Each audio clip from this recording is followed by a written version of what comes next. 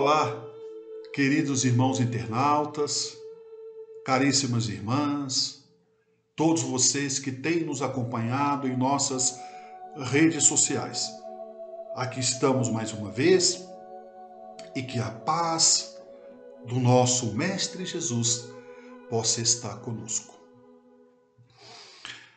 Todos nós, de uma certa forma ou de outra, seja no campo da religião, seja no campo profissional, seja na família, seja nos nossos afazeres, sempre vamos deparar com uma ou com mais pessoas que não quer a nossa vitória, que não quer o nosso sucesso, que é contra, por capricho, por vaidade, por orgulho, a nossa ascensão.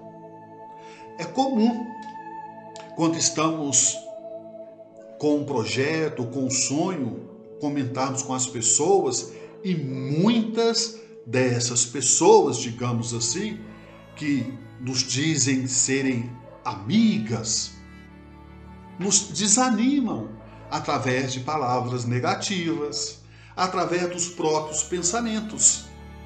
Na verdade, nós não temos o direito de tirar a esperança, de tirarmos a alegria, o sonho, seja de quem for. A perseguição, o despeito, seja quem for contra a nossa pessoa, é natural.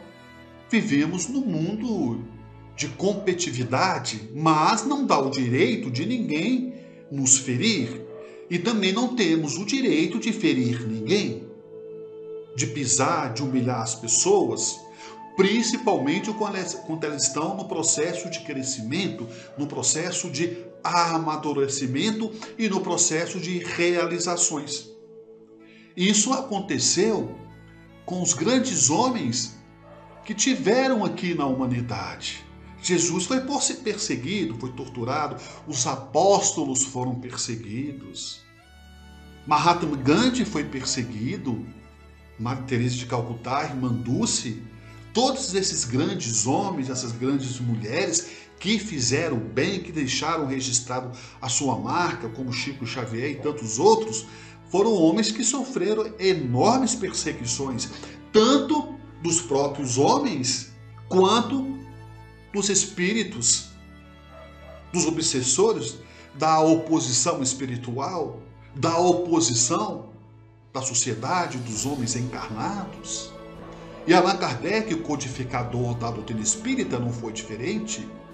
Depois que Allan Kardec lançou o Livro dos Espíritos, em 18 de abril de 1857, Allan Kardec, 2 anos depois, ficou semanas e semanas viajando para o norte da França, milhares de quilômetros, para presentear o livro, para fundar grupos de estudos, para fundar centros espíritas, e sempre ali Allan Kardec divulgando a doutrina espírita, fazendo o bem.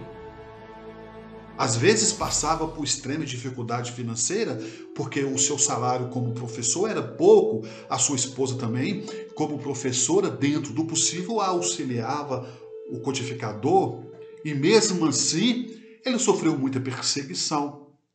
Naquela época em que Allan Kardec viajava para divulgar a doutrina espírita, ele foi perseguido pelo fisco, a fiscalização alfandegária da França pelo governo Napoleão III.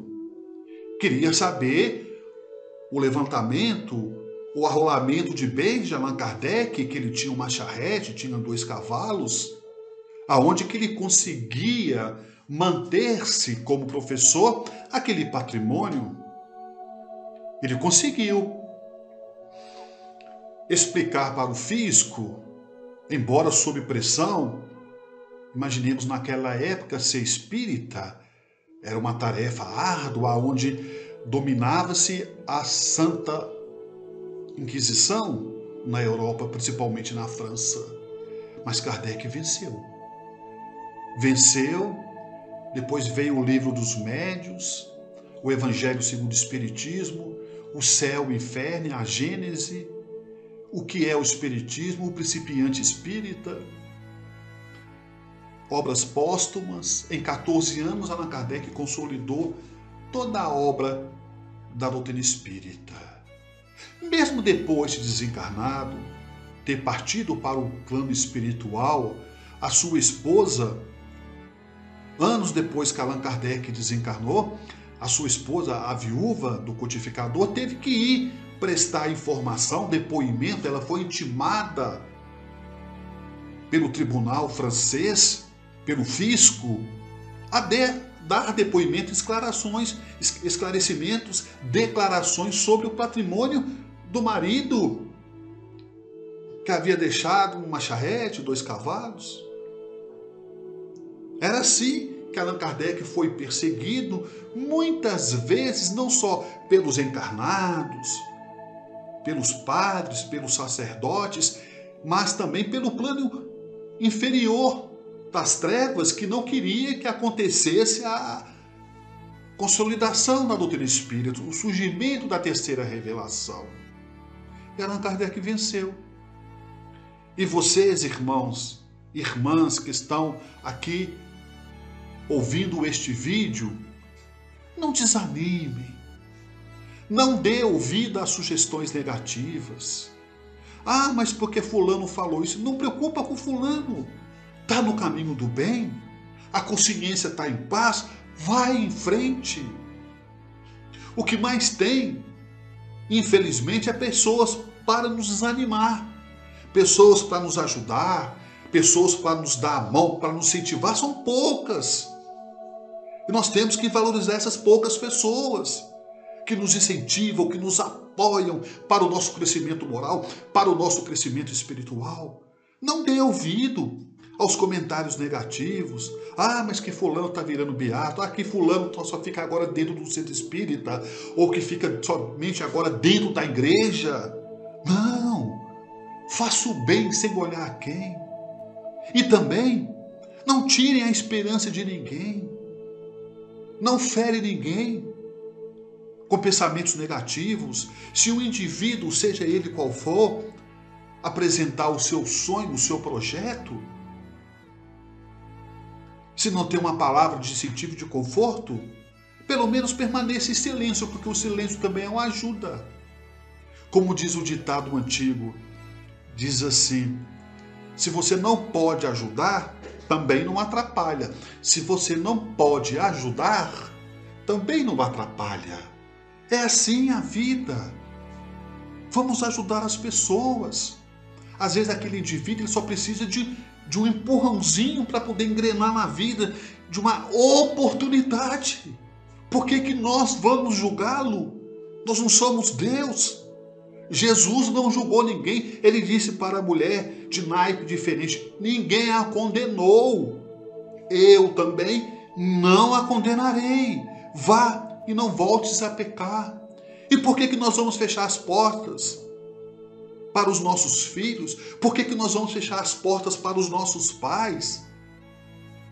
Com muito sacrifício nos criou, nos educou, nos deu a oportunidade, a bênção da reencarnação.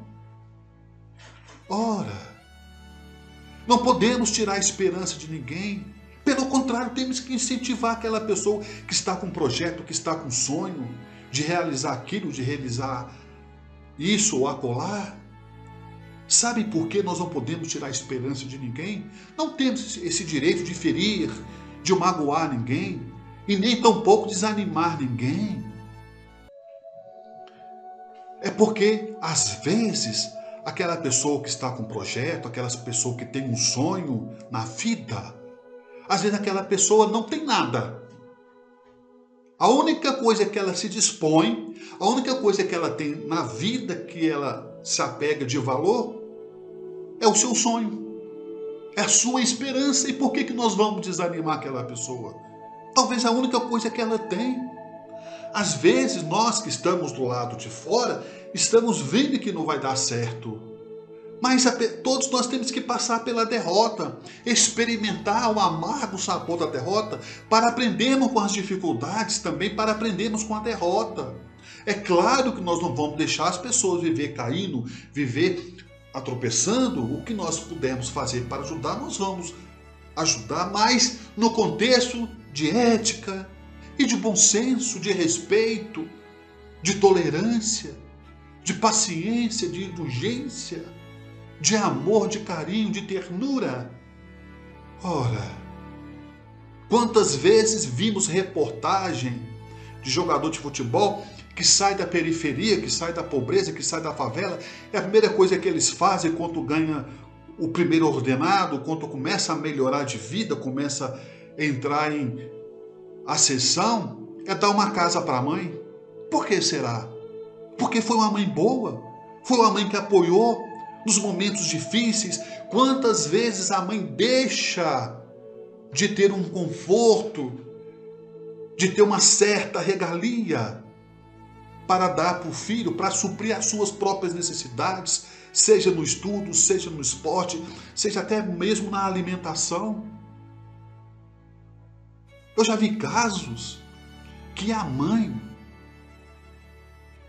deixou de comer para que o filho pudesse comer no seu lugar, porque a comida não estava para todos. E o filho então perguntou para a mãe: por que você não está comendo? E ela respondeu, consequentemente mentindo para o filho, respondeu: porque eu não estou passando bem, estou passando mal. Mas era mentira.